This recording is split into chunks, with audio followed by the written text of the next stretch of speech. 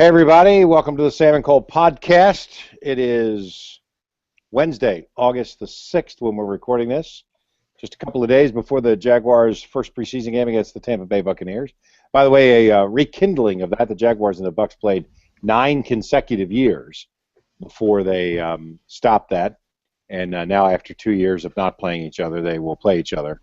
And we'll explain some of that as well. The Sam and Cole podcast is presented by Black Creek Outfitters. Stop in and see Joe Butler or John or any of the Butler family who's there.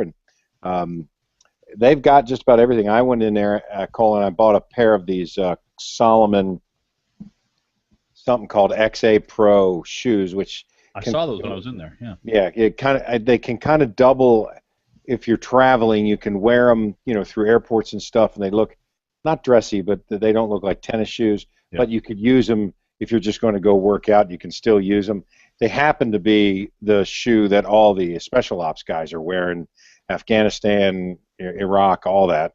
Both the French and the Americans and the British are wearing that. So and they're getting through airport security with those on, huh? That's exactly correct. So good thing Special Forces is Black Creek Outfitters, the presenting sponsor and the supporter of the Sam and Cole podcast. Hey, Cole, as I mentioned, the Jaguars play against Tampa Bay, and of course, a lot of people don't realize that the National Football League took over the preseason, and it used to be an owner-to-owner thing, and that the visiting team basically had to get a check from the homeowner for 40% of the gate, regardless of what else was going on. Well, when the league took it over with the NFL Network and ESPN and a lot of the even CBS and when they started putting preseason games on TV on the national broadcast, yeah. One of the things that Wayne Weaver insisted on, and it was the right thing to do, was that the Jaguars have an opportunity to play Tampa Bay and Miami every year, and they did. And part of that was an expense thing. To get the team to Tampa and Miami, if you were playing them away, is a lot cheaper than going to Detroit and Chicago. And time also, and the impact that it has on. That's right. If you've got if you can get them back 3 hours earlier, that's 3 more hours of rest, 3 more hours of film study, 3 more hours of preparation. All that. So, the Jaguars this year against Tampa Bay, at Chicago, at Detroit, and at home against Atlanta in that final game that I can't figure out why they play. But at this point, the Jaguars are only hoping to have enough players, particularly at wide receiver, to play in that spot. And Cole, this is a recurring theme with what's going on, particularly with the Jaguars. And obviously, hydration has to be an issue. But Gus Bradley pointed out specifically on Monday that it is not a hydration issue, and that they are erring on the side of caution. That all of these guys, if need be, would have played in a regular season game. I'm not worried about the availability of any of these guys right now, but I am worried about a couple of them with regard to time on task, and the younger players in particular. Allen Robinson, Hearns, guys who are going to have to play a substantial role if this team is going to do anything offensively. This is their first year in the system, and you can only learn so much sitting on the side watching what's going on. So there's a bit of a concern there. Now, and I think of the people that you mentioned, Robinson is the one that needs some work. I mean, in a professional situation. Well, Hearns does too. I mean, he's a rookie, and he's shown the ability to not catch the football a couple of times, and he's got to get more comfortable with that. Right. A couple of years ago, I think it was Jack Del Rio, said that once you miss time in training camp, you can never catch up. Now, frankly, I think that's coach speak, and it's not as if everybody learns at the same pace and you can only get to so much. But the point is, there is a point there that you cannot replace lost time if you're doing it right and you're on task. If all things are working in sequence, yes, you will be further ahead if you don't miss a week or 2 or 3 or whatever. But this is the thing here. Everybody's talking about the quarterback, and I'm sure we will here in just a minute. But the offense as a whole right now is an enormous question mark. I would say if you start talking about who do you feel very good about and safe about on this offense? You might say Zane Beadles, and that may be where the conversation ends. So Jokel, we think will be okay, but we haven't really seen him in the NFL playing left tackle. Center and right guard are up for grabs. Austin Pastore now suddenly is one of your, solid fixtures on the offensive line. Mercedes Lewis, which one are we getting? Are we getting the guy who's, who makes big plays, or the guy who's just a terrific blocker and doesn't make a lot of plays in the passing game? All the questions at wide receiver.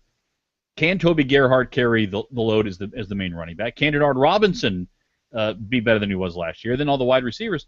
There are so many questions on offense that, literally, a guy who's never played a snap in a Jaguars uniform in a game is your most reliable, dependable guy on the offense right now. You're spot on in your assessment, and if you want to see the glass half empty, which a lot of people do, the Jaguars' offense really is a massive kind of work in progress that better get its act together or they won't get anything done. Now, if you see the glass half full, you can see that if these guys all play like they're capable of, not have career years, not to their full potential, just play like they're capable of, then they can be an effective unit. But sure, the one thing, having been to virtually every practice, I think people are going to be very surprised at Chad Henne this year. Command of the offense. He personally stopped practice on Monday to dress down his teammates for either not giving the right kind of effort or not understanding where they were trying to get to at that point. And they let us take video of it, and they let us show it. And, Gus kind of gave it his blessing, and it happened on defense as well. But I think Henne is going to be a surprise to a lot of people. He has played very well in the preseason. He is a much different-looking player, too. I like what he's done. Yeah, I like what he's done in practice. But, Sam, watching that scrimmage on the Saturday night, some of the same old things with Chad Henne. Balls batted down, not getting the ball down the field. And I know it's not all him. It's, again, working with limited options on offense. I think his longest completion was 12 yards. Mm-hmm. I think Chad Henne will be better than he was last year, but he's not going to be Peyton Manning. No, so not by any means. Even if he's a 74 to 76 quarterback rating QB or an 80 QB rating, right? Which is basically average acceptable number in the NFL for a starter. If he's an 80 quarterback rating, I'm not sitting here and just saying I'm a glass half empty, but I'm pointing out that despite all of the excitement and the positive vibe and the momentum and everything else, that there are huge questions to be answered. This is not, hey, they're ready to roll and they are going to get it done. That's not where they are right now, particularly on offense. Can you name 3 starting wide receivers? For opening day or for... At any point. Well, right? I mean... And that's my point. What the question you asked is exactly my point. In terms of wide receivers, the only guy who looks like he can play is Marquise Lee at this point. And he's healthy, and boy, is he a player. And I like everything about that guy. He has the get open gear, and he has the run away from you gear. He's got both of them. So, but, like you said, Robinson's not on the field. Cecil Shorts, who knows, and, I hate keep referring to this, but, Shorts needs to humble himself before himself and realize that he has yet to establish himself as anything in the league but a kind of a spotty player.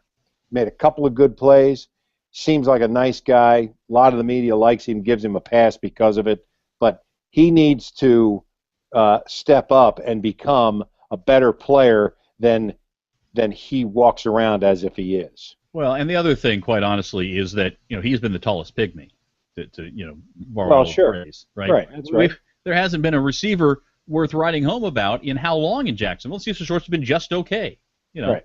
1,000-yard receiver means you're catching 68 yards per game, and if you play every game, which he hasn't. So again, huge questions there. And do you really have a question about Toby Gerhart? You really wonder whether he can carry the load. It's not as big a question as some of the other ones. But yeah, I mean, he hadn't done it before. I mean, he did in college, but I there's a guess lot of evidence to the point saying yes, he can. And if you were to ask me, yes or no, will he be able to handle the load? Yeah, he can handle, 175 carries and another 35 catches or something. Yeah. And I don't think that the running back position is going to be utilized the same way it was when Maurice Jones-Drew was here anyway. So maybe it's not as big a question in the grand scheme of things. But, hey, he's never done it before. Yeah, okay.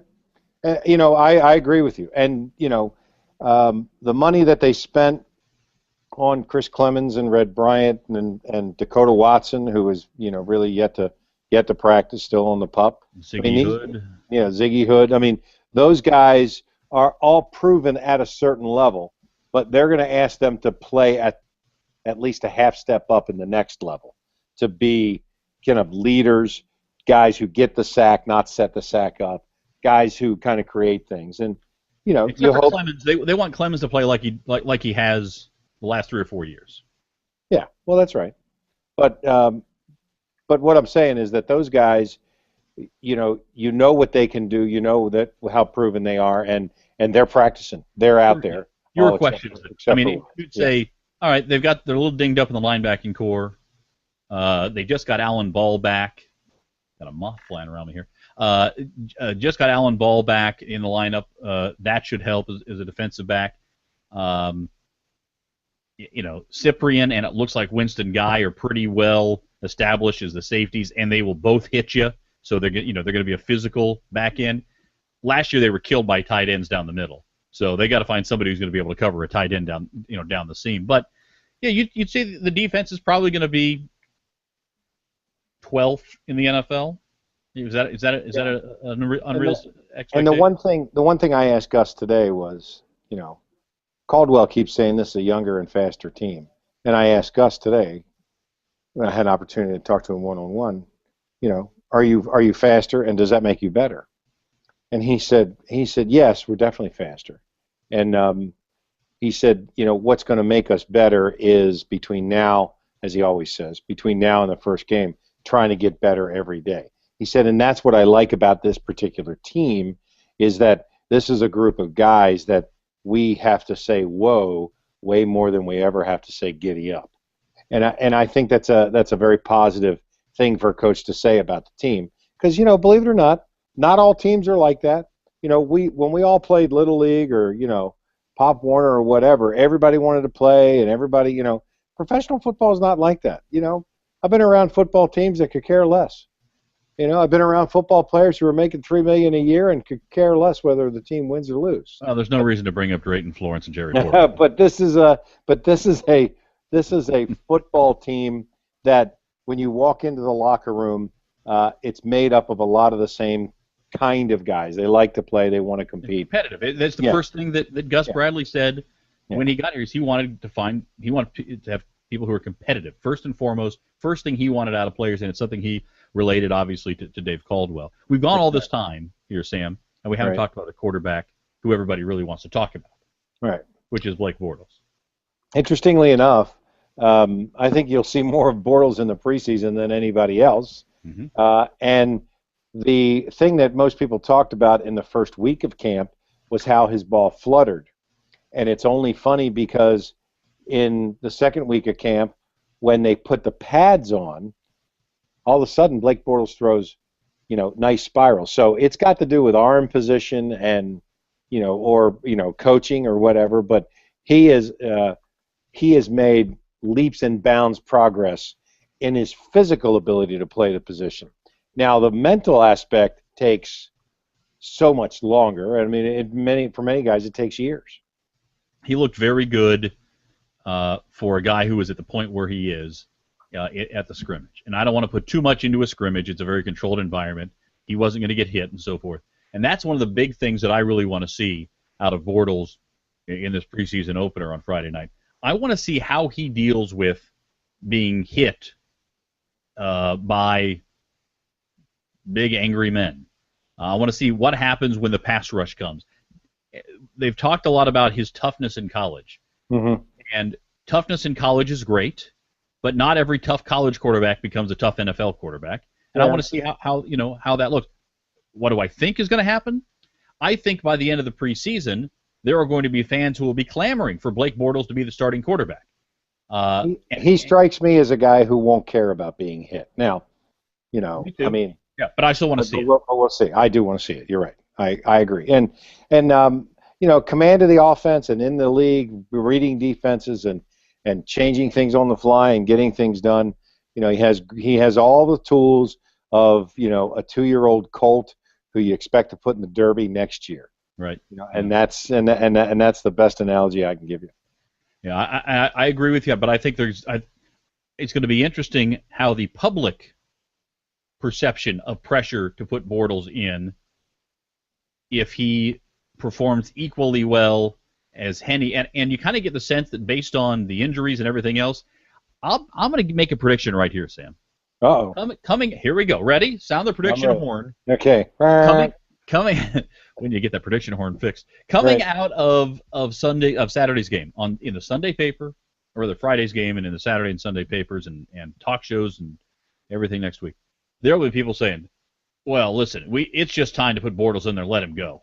It's just because he'll have more comparable talent around him in terms of what he's got going against the second team. Tampa's in a little bit of a rebuild too in a lot of ways, but Henne is not going to have starting caliber wide receivers by and large, right? And the questions about the offensive line are more likely to get exploited than what Bortles will be playing with. So I think you'll already hear. I don't think it's going to be a song that is going to reach the ears of Dave Caldwell or Gus Bradley, but there'll be fans who will be singing, to start popping Bortles in there into the starting lineup. My prediction is that your prediction is 100% correct, and that it will have 0% effect on the Jaguars' decision making. I agree with you. These guys feel very different. Game time, 7:30 on Friday. I'm going to do the play-by-play. Mark Brunell is going to do the color. We'll be the team for that game and the Atlanta game, and Tony Baselli and I are going to do the game in Detroit, and of course the Chicago game. I'm going to check out the Cabanas, by the way, during the game. On ESPN. That should be fun. The Cabanas will be certainly interesting. We're going to see what that's all about. Yeah. Who's by the way, pool temperature about 84. Yeah, I don't think I'm going to get in the pool because it will still be working, and we'll do a podcast after the game and after you get unwired from the broadcast. We'll have our post-game podcast as well, as we usually do. Do want to talk a little golf while we have a chance here, because we may be at a crossroads in Tiger Woods' career. Mm-hmm. In fact, here I will begin the discussion by saying I have a prediction to make. Prediction horn. Tiger Woods will never win another major. Wow. Okay. And Tiger Woods is a very good player and probably the mentally strongest player, certainly of the last generation. And but physically, and not just because he's breaking down occasionally, but physically, a lot of players have caught him. Like we talked about this before, Gary Player, Greg Norman, and then you can point to Tiger Woods. And I've always said this: Tiger Woods is the first of guys who were truly, you could see, great athletes who chose golf because of the amount of money that was in it. Obviously, pushed to it by his father. But I think Tiger probably could have played some other sport in a professional capacity because he was that kind of athlete. But he, to me, was the tip of the spear. He was the harbinger of all these things to come. Guys like Rory McIlroy, who, when I watch Rory McIlroy play golf, his swing is so athletic, so balanced, so beautiful from an athletic standpoint that it's no surprise to me that he hits at 340. It looks like Tiger's second swing, right? The second incarnation of Tiger's swing. Athletic, right. Yeah. And I used to say Tiger would walk down the fairway, and in 1994 when he won the U.S. Amateur here, he was a tall, skinny, reedy, kind of splintery kid. In 2004, he looked like the middleweight champion of the world. Mm-hmm. In 2014, he looks like the light heavyweight champion of the world. Now, I'm not saying we all have to be as skinny as we were 20 years ago, but as a professional athlete, he has changed his body type and his body style to be something different than he was. I was just doing the math there on 20 years great ago. Athlete, but there are, in fact, other great athletes out there. And Yeah. it's not that he wouldn't. I mean, look at the Open Championship this year.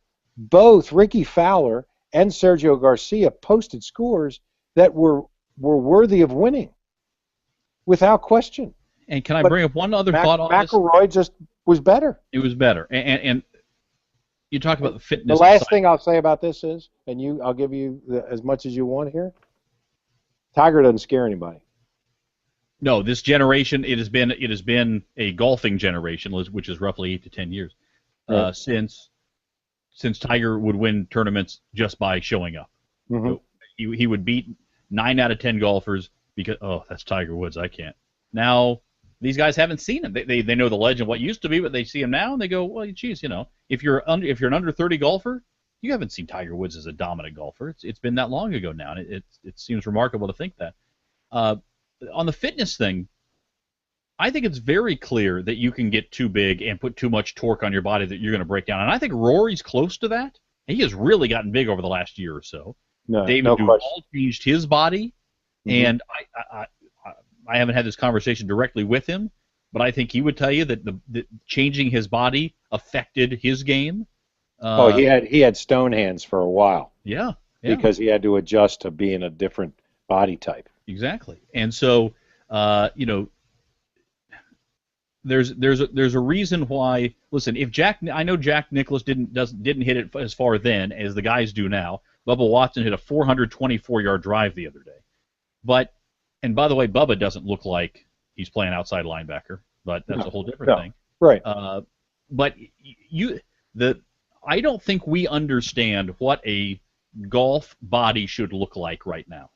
I think we're taking it from other sports and saying, well, that's an athletic-looking body, that strong V-shape. But is that the best thing for right now and for the longevity of a career? I don't think we know that because we haven't really gone through enough of this fitness craze in the sport to really understand, how to create a body, that lasts 25 or 30 years at a high level.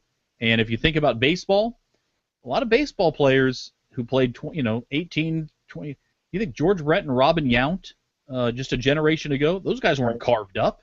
No. And what's interesting, Cole, is that we've gotten to the point where the ability to change your body style through workouts, through supplements, supplements and so forth, legal supplements, really presents and poses a question. And you hear with football players a lot.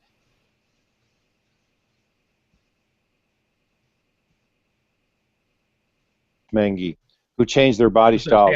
Sorry that you said it presented questions that were posed to football players a lot, and then right. What was football players, that were using legal supplements, and the first generation of Jaguar players. You look at some of those guys, Jeff Lageman, Joel Schmengi come to mind, who changed their body style, but became, and this happens to more players than not. Their muscular development outpaces their body's ability to kind of keep those muscles on the bone in a high stress situation. Lageman ripped the bicep right off his arm when he reached out in that Chicago game because he had the strength to do it, to hit the guy, but his body couldn't withstand that. Schmengi had, some difficulties. And I think you see a lot of that, and you're seeing a lot of that across the board.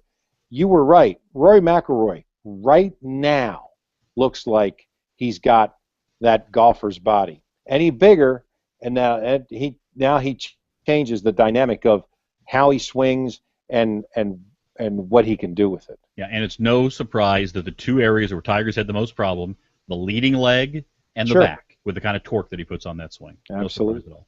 Absolutely. Does McIlroy win the PGA? No. Wow. So. Straight out of the box. No. Well, I thought about it for a while, and I think no. He's having a terrific year, and I haven't made a pick yet for the PGA. I don't think he's quite at the level where he can run off win after win after win after win like that. I think there's too much competition in the field, and so I'm going to say no. But I think he shows well, but does not win. It's a long golf course. Yeah, long. And that eliminates a lot of players, obviously. That's right. Playing that long. All right, that'll do it for the Sam and Cole podcast. We'll have another after the Jaguars preseason opener on Friday against the Tampa Bay Buccaneers.